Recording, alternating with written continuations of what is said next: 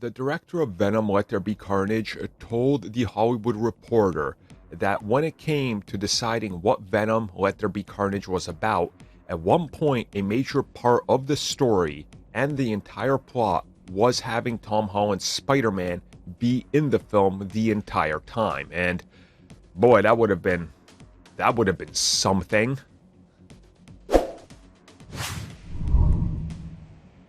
So this came from an interview with Andy Serkis that he had with The Hollywood Reporter. And they wanted to talk a little bit about the Spider-Man factor. Obviously, Spider-Man is in the post-credit scene, but otherwise, it's never brought up. So Andy Serkis did reveal that when they were developing the story, there was times where very early on, they knew they could use Spider-Man because, again, the whole renegotiations and what they were doing and Spider-Man's limited time and everything.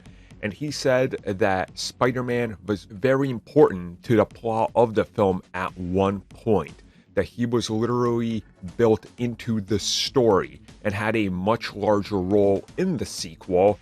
But when they continued to develop it, when they continued to, figure out what direction they were going in and what the film was about on their end, ultimately they were like, well, this is still a Venom film and it's Carnage. So tossing Spider-Man in there probably wouldn't work too good because, again, we're trying to tell a different story over here. And then he says that they tried, downsizing the role, playing around with it, but it didn't fit to toss him into the universe randomly or the film randomly, so they were trying to still figure out how do you handle this. And honestly, I think they made the best call here, because had he just showed up for no reason, and there he is swinging around and Spider-Man and it's Tom Holland, you're really asking yourself why and how?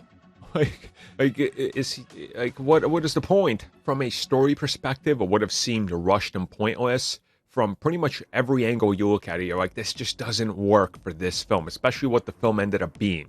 Had it been that same story, where would you inject Spider-Man into it?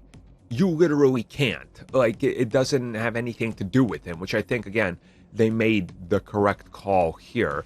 And the way that the film ends and builds up, eventually seeing Spider-Man and Venom feels more organic in a weird way. I know that's crazy to say, considering, he just gets dropped into the middle of the MCU, but hey, what are you gonna do?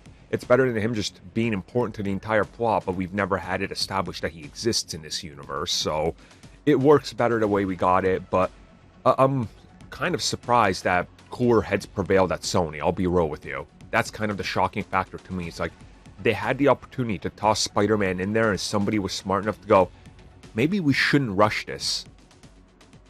That's kind of insane.